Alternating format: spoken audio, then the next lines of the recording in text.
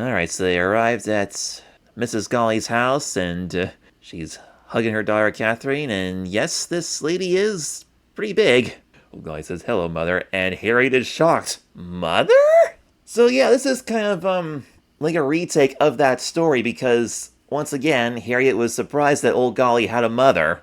And here on Apple TV, this is also Harriet's first time meeting this woman, but this time it's without sport. And of course, in the book, this visit had nothing to do with Harriet trying to do something about her middle name. Then we swipe to inside the house. Okay, so they didn't show that weird scene of them trying to get around the lady standing in the doorway. And there's a lot of beach decor in here. There's a picture with a lighthouse, there's a fish on the wall, there's a starfish on the shelf over there. And of course we saw that shell outside. And there's some shells on the table there too. Mrs. Golly says, "Oh, I never get visitors. Come in, come in." They already are in. Then she quick grabs Harriet by the hand and drags her over to the couch and says, "Sit, sit. Make yourself comfortable." And puts pillows behind Harriet's back and quick hands her a mug of hot chocolate with marshmallows in it and sets a plate of cannolis on the table in front of her. I know that's what they are because they mentioned the name of that food later. I wouldn't have been able to guess that the first time around, but I know that's what it is. Spoiler alert. Mrs. Golly says, "Catherine, I can't believe I'm finally meeting Harriet. Little Harriet in her precious little outfits." She thinks her spy clothes are a precious little outfit. The glasses and the red hoodie and the jeans and everything. Oh my goodness. I'm glad I'm not the only one who thinks she's cute in that outfit. Mr. Dubois sure didn't think so. But this one does. Harriet says, "I felt like a precious little amoeba under a microscope." Oh my. Yeah. The way this woman's looking at her is a little bit creepy.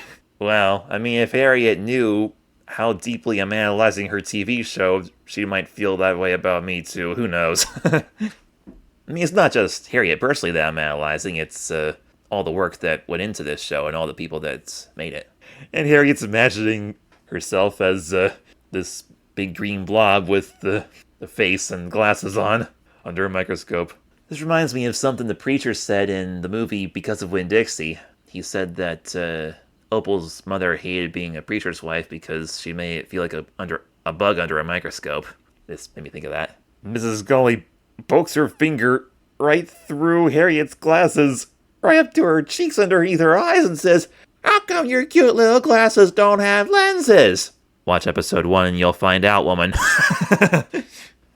But Harriet tells her, "These are just for spying." "Of course they are. Adorable. Look at those cheeks. Come on." Okay, I do agree that this is getting a little bit, excessive here with all this attention to how cute Harriet is, but... Oh my goodness, this is amazing. I'm just so happy that somebody agrees with me on how adorable Harriet is. Now, let me make one thing clear. If I was meeting Harriet in person, I would definitely keep my hands to myself aside from just a friendly little handshake or something, but if Harriet the Spy had a toy line and they had like plushies and stuff, I would buy a plush doll of Harriet and cuddle that thing to death because she's so cute. Oh boy, I'm losing my mind here. Let's keep going. "Mother, please stop doting on her." "Okay, I will too." Old Golly's mother says, "I never get to pamper anyone. You don't live at home." And Harriet's kind of enjoying this too. She's laughing, writing in her notebook, "Seeing Old Golly with her mom is like seeing a teacher outside of school. It shakes your world like a maraca." But Mrs. Golly is not quite as thrilled with Old Golly's appearance. She says, "Catherine, that jacket is too thin. You could freeze to death. Get yourself a sweater from my room." Old Golly says, "Mother, it's fall in New York, not winter in the Yukon." Her mother pats her cheek and Old Golly says, "Okay. Okay, I guess the room is not upstairs, because Golly's mother was pointing straight down the hall, not up towards upstairs. I was wondering why Old Golly wasn't going upstairs but going the other way, but that's why. Now Harriet's looking at all the pictures of the wall of Old Golly through the years. There's one of Old Golly graduating and Mom hugging her. There's baby Old Golly with cute little hair there. Wow, she had a lot of hair when she was a baby. There's I'm guessing old Golly when she was about Harriet's age, and she's holding all those books. This younger version of old Golly, those pictures there, the way they're drawn, it almost reminds me of the cartoon version of Rosie O'Donnell, which is very uncanny because old Golly was actually played by Rosie O'Donnell in the Nickelodeon movie Harriet the Spy. One of these days we'll watch that. Alright, Golly's mother just confirmed their location. So, Harriet, what brings you to Far Rockaway today? Yep, that's where they are. Even though the animators didn't have a clue on how to get there. Harriet says, all I know is that I'm on the wrong side of the law, and old Golly wanted to show me something. But I don't know how someone with a scribble for a middle name is supposed to feel better getting advice from someone with a cool middle name, like Willa, so I don't think it's gonna work. Oh, by the way, I didn't mention that old Golly's mother has a pencil in her hair. Probably using it to hold her bun together or something. Okay, to prevent confusion, I'm going to call old Golly's mother Mrs. Galliano because, just say it now, you okay, Mrs. Galliano? Oh, Galliano! That's short for Golly! That's where the name comes from, okay! Galliano, Galliano. I wonder if that's in the book, or if Apple TV filled in that detail. No, they didn't mention anything about Galliano in the book, at least not in Chapter 1. They just call old Golly's mother Mrs. Golly. But on Apple TV, it's Mrs. Galliano. And like I mentioned before, the book doesn't say anything about Willa either. But later on in the book, in Chapter 6, it is confirmed that old Golly's first name is Catherine. In Chapter 6, it says, well, first Mr. Waldenstein says, no, I never take anything. Thank you very much, though, Catherine. After old Golly offers him a drink. Old Golly seemed pleased with this answer. Harriet stopped looking at the ceiling and looked at old Golly. I wonder, she thought, why that fat old Mrs. Golly named her Catherine.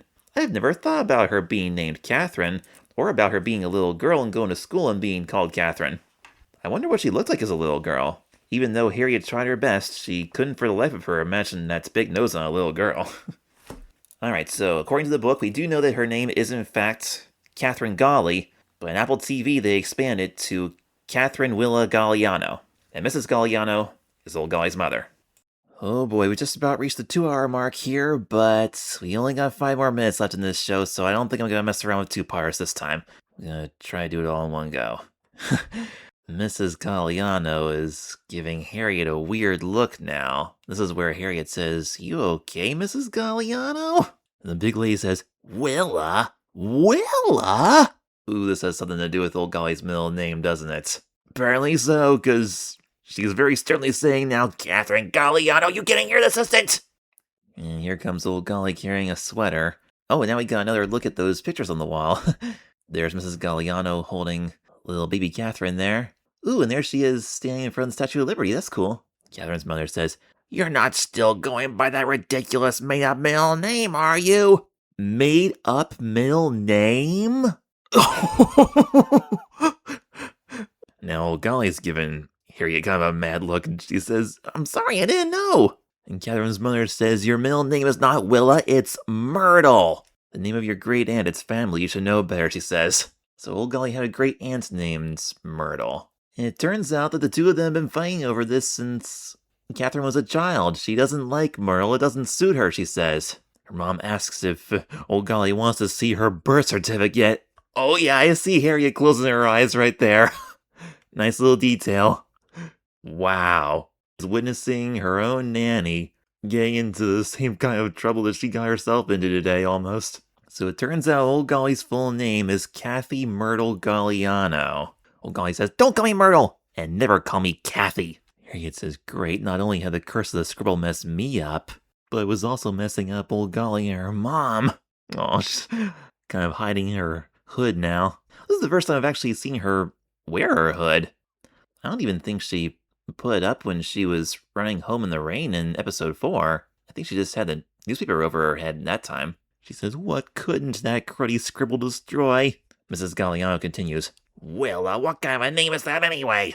Old Golly says, well, it's better than being a Myrtle. I bet Myrtle didn't want to be a Myrtle. I assume she's referring to her great aunt Myrtle. She says, who'd want to be a Myrtle? Then Harriet stands up on the sofa and says, me! I, Harriet Welsh, love the name Myrtle. And I hereby adopt it as my own middle name, she says. Whoa! Whoa! I don't think any of them expected this problem to be solved this way. I mean, I can't imagine old Golly bringing Harriet up here so that she could find the perfect end middle name. We still haven't quite figured out why old Golly brought Harriet to this place, because it seems like old Golly didn't want Harriet to know that her middle name was Myrtle, judging by the way she looked at her when the cat got out of the bag, you know? Wow. Harriet asks Mrs. Galliano if that's okay. She says to us, old Golly looked at me like I had grown a tail. It was so convincing I had to check to make sure. The writing of the show is so good. And she turns around, looks at her honey to see if there's a tail there, which of course there isn't, but... And Mrs. Galliano gives Harriet a massive tight hug and says, oh, that would be wonderful! And kind of squashes her face up against Harriet's, making her cheeks look even cuter. Oh, and speaking of cheeks, Mrs. Galliano lets go of her hug and kind of goes like this with Harriet's cheeks. Wonderful, Harriet, Myrtle's name will live on, she says. Kind of makes a forced fish face on Harriet's face. Old Golly says, don't do that just for me, Harriet. And Harriet very proudly puts her glasses back on and says, I only answer to Harriet Myrtle Welsh. Mrs. Galliano says, well, pardon my French, but hooray! Is hooray a French word? Let's see. Hooray traces back to the late 17th century, emerging around 1686 as a popular joyous variant of the cheer hurrah. It is rooted in European battle cries and expressions of triumph, echoing similar exclamations across Germanic, Dutch, and Scandinavian languages before becoming a staple of enthusiastic English cheers. So no, it's not French, and apparently Harriet knows it because she tries to say, that's not French, which gets interrupted by another hug around the neck. Well, now, this is the epitome of I love you, a bushel and a peck of hug around the neck now, isn't it? Mrs. Galliano says, you are now an official member of the Galliano family, Harriet Myrtle Welsh. We get a close-up of Harriet's smiling face with this hug around the neck, and she says to us, name, Harriet Myrtle Welsh. Cause of death, suffocation by mom hug. This scene is so funny. This whole segment here with the visit with Mrs. Galliano. I understand some people might find this pretty annoying because they have family members themselves that get a little excessively huggy like this. I mean, I kind of understand where they're coming from if they do feel that way, because I've seen people like that. But I can't get over how cute this is.